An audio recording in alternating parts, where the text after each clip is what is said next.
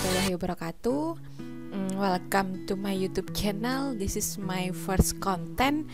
Di sini saya akan bercerita sedikit tentang tren digital marketing di era teknologi seperti itu. Nah, jadi di era digital marketing ini banyak sekali pergeseran yang sudah terjadi, begitu kan?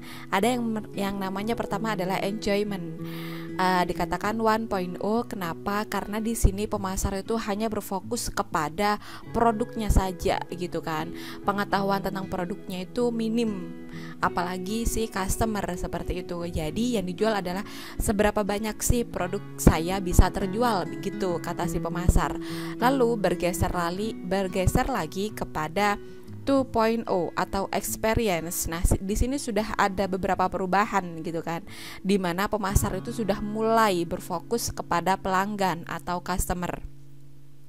Dalam artian pelanggan atau customer ini dijadikan sebagai customer centric atau pusatnya, di mana ketika akan memenuhi kebutuhan dari customer, pemasar ini melakukan research terlebih dahulu. Apa sih yang dibutuhkan, apa sih yang diinginkan oleh customer, seperti itu. Lalu kemudian kebutuhan-kebutuhan tersebut akan dipenuhi, gitu kan.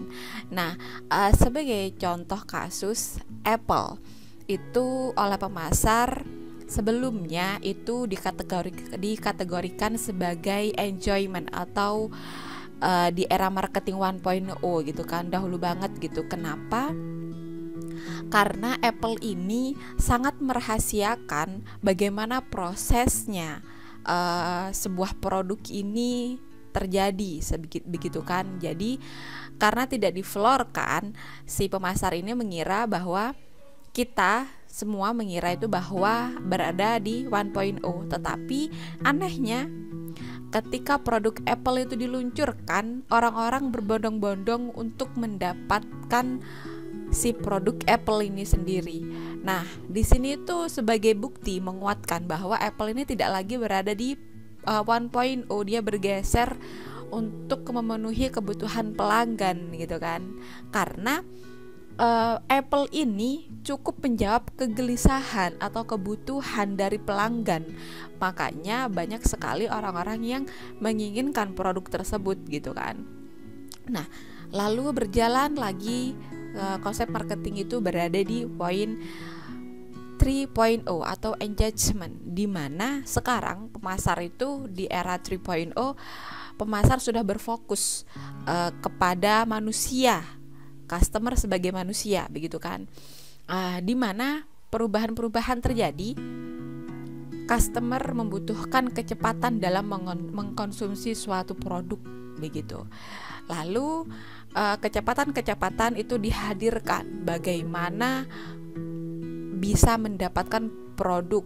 Kalau misalkan membutuhkan waktu yang cepat, sedangkan kita berada di luar daerah yang tidak terjangkau, maka ada yang namanya ekspedisi.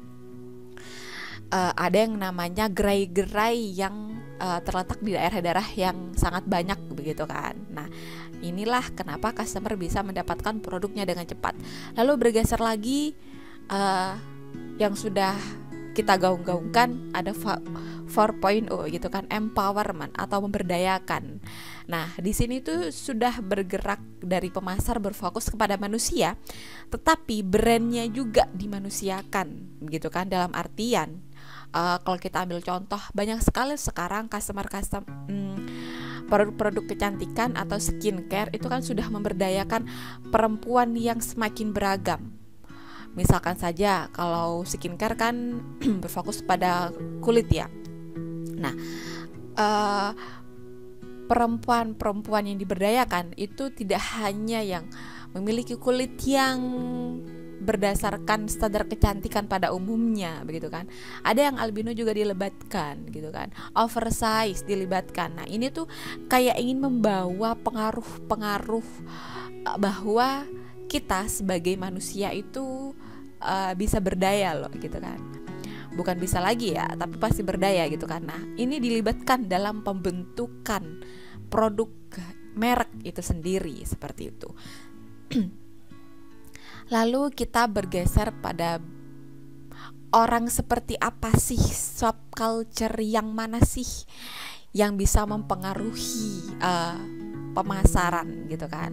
Nah, kita singkat sebagai YWN gitu kan. Ada youth, women, and netizen gitu kan. Bagaimana youth ini dulu kita katakan sebagai pemuda bisa bekerja sama dengan golongan senior dulunya kan.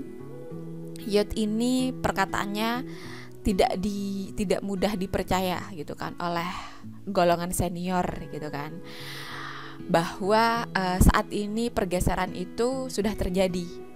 Banyak sekali kaum muda yang menjadi agen-agen perubahan. Ini ada kaitannya dengan Bung Karno dulu bilang ya, berikan saya 10 pemuda, niscaya akan saya guncang dunia, seperti itu kan. Nah, disinilah pengaruh pemuda itu gitu.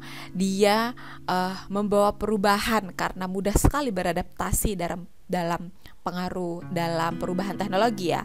Makanya youth ini sudah mulai dipertimbangkan kehadirannya oleh golongan senior gitu. Lalu yang kedua ada women gitu kan. Bagaimana dulu women tidak diberikan ruang untuk berbicara, hanya cukup mendengarkan, tidak perlu berbicara gitu kan. Tidak bisa menjadi pemimpin, tidak bisa menjadi leader gitu kan, hanya menjadi pengikut. Nah, di sini dengan hadirnya era digital, era transformasi gitu kan, transformasi digital, banyak sekali startup atau bisnis yang lainnya itu lahir dan besar karena seorang perempuan gitu kan. Contohnya saja ada Zalora, itu dibesarkan oleh Catherine. Ada Berry Benka, ada Hijab, ada website kerja, itu semuanya dilahirkan, dibesarkan oleh yang namanya perempuan. Bahwa perempuan itu bisa menumbuhkan pangsa pasar. Perempuan itu bisa memahami pangsa pasar yang sekarang bisa dipenuhi kebutuhannya gitu kan. Lalu yang ketiga ada yang namanya netizen gitu kan. Netizen ini kalau saya artikan adalah warga yang melek akan internet dalam aktivitasnya gitu kan. Sekarang orang-orang sudah berbondong-bondong mencari berita, itu sudah mulai internet. Mau beli makan saja sudah bisa melalui internet gitu kan. Nah, bagaimana orang yang paham akan internet ini itu bisa dipengaruhi untuk membeli suatu produk gitu kan. Nah, misalkan saja semakin mudah kita membuat marketplace yang mudah dioperasikan, dalam artian itu akan lebih mendapatkan perhatian di kalangan customer. Saya akan misalkan saja saya akan menggunakan marketplace X karena lebih mudah pengoperasiannya, seperti itu kan. Lalu saya akan mendapatkan produk ini melalui marketplace saja karena lebih cepat dan lebih murah begitu.